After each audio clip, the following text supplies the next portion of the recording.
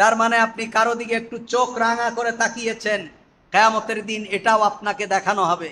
একজনের সাথে আপনি মুস্কি হেসে কথা বলেছেন, কিয়ামতের দিন এটাও আপনাকে দেখানো হবে। আপনি রাস্তা দিয়ে চলার সময় একটা পাথর রাস্তা থেকে সরিয়ে দিয়েছেন পা দিয়ে, কিয়ামতের দিন এটাও আপনাকে দেখানো হবে। আপনি রাতের অন্ধকারে বাজার থেকে বাড়ি যাওয়ার সময় একটা আরেকজনের গাছের ডাল, একটা পাতা ছিঁড়ে ফেলেছেন, এটাও কিয়ামতের দিন আপনাকে দেখানো হবে। মা লিহাদাল কিতাব লা ইউগাদিরু সাগীরাতান ওয়ালা কাবীরা। আল্লাহ বান্দা বলবেন যে এটা কেমন আমলনামা, এটা কেমন আমলনামা যে আমার জীবনের ছোট বড় কোনো কিছুই বাদ যায়নি।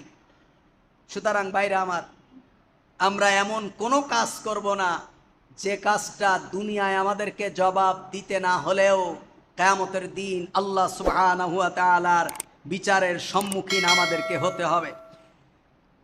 তারপরে হলো 3 নম্বর হলো নফল নামাজ বেশি বেশি আদায় করা। প্রথম 10 দিনে নফল নামাজ বেশি বেশি আদায় করা। নবী করিম সাল্লাল্লাহু আলাইহি ওয়াসাল্লাম বলছেন, আলা উনাব্বিউকুম বিখাইরি আমালিকুম, আমি কি তোমাদের এমন আমলের কথা বলবো না যেটা আল্লাহর কাছে উত্তম, যেটা আল্লাহর কাছে প্রিয়, এমন কোন আমলের কথা কি আমি তোমাদেরকে বলবো না?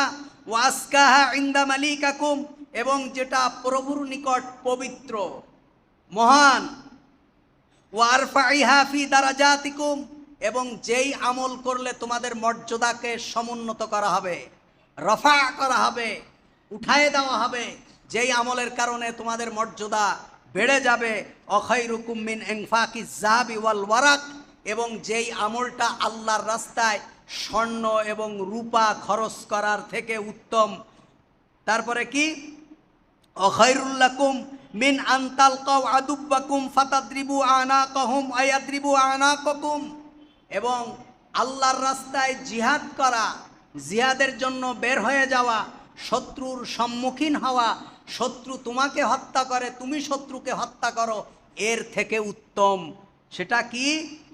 ক্বালু ওয়া যালিকা মা হুয়া ইয়া রাসূলুল্লাহ, সাহাবীরা বললেন ইয়া রাসূলুল্লাহ সেটা কি? আল্লাহ রাসূল বললেন যিকরু আযজা ওয়া জাল্লা, আল্লাহ তাআলার জিকির করা। সুবহানাল্লাহি ওয়া বিহামদি। এই জন্য আমাদেরকে বেশি বেশি আল্লাহ সুবহানাহু ওয়া তাআলার জিকির করা। নবী করিম সাল্লাল্লাহু আলাইহি ওয়াসাল্লাম বলছেন, আহাব্বুল আমালি ইলাল্লাহি আন তামুতা ওয়া লিসানিকা রাতবুন মিন যিকরিল্লাহ, আল্লাহর নিকট সবথেকে প্রিয় কর্ম যে তুমি যখন মৃত্যুবরণ করবে তখন তোমার জিহ্বা আল্লাহর জিকিরে আর্দ্র থাকবে। সুবহানাল্লাহ। আল্লাহর কাছে প্রিয় কি? আপনি যখন মারা যাবেন আপনার এই ঠোঁটগুলো জিকিরে ভিজা থাকবে। আপনি সব সময় জিকির করার কারণে আপনার এই মুখটা নড়াচড়া করতে থাকে। তখন কি হবে? আপনি যখন মারা যাবেন তখন আপনার এই মুখটা ভিজা থাকবে। এটা আল্লাহ তাআলার কাছে প্রিয়। এজন্য আমরা চলতে ফিরতে উঠতে বসতে আল্লাহ সুবহানাহু ওয়া তাআলার প্রশংসা করব, আল্লাহ সুবহানাহু ওয়া তাআলার জিকির করব। এখন এতক্ষণ বলা হলো 10 দিনের জিকিরের কথা। এখন জিকির মানে কি? এই জিকিরের আবার অপব্যাখ্যা চলে, জিকিরের ভুল ব্যাখ্যা চলে আমাদের সমাজে জিকির মানে যারা পীর সাহেব হুজুর ওনারা বুঝায় যে কোনো কিছু দরকার নেই, নামাজ রোজা হজ যাকাত কোনো কিছু দরকার নেই, চুল দাড়ি